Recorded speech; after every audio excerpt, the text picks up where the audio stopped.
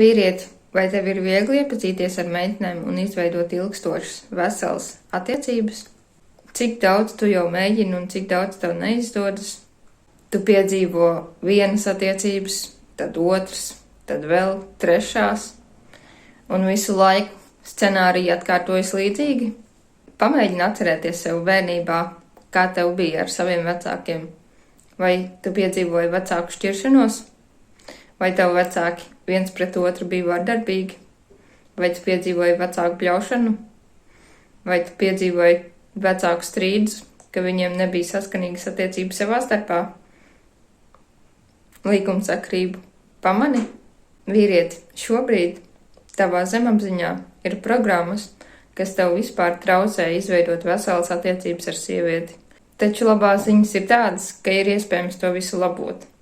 Apziņas līmenī tu visu kaut ko vari mēģināt darīt.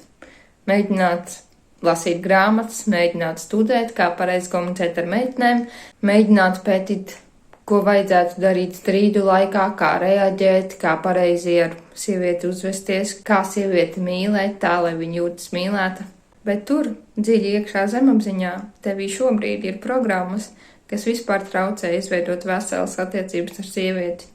Tāpēc, kamēr tu neizlabosi savu zemapziņu, tikmēr grūti tev vispār būs izveidot veselas attiecības ar sievietēm.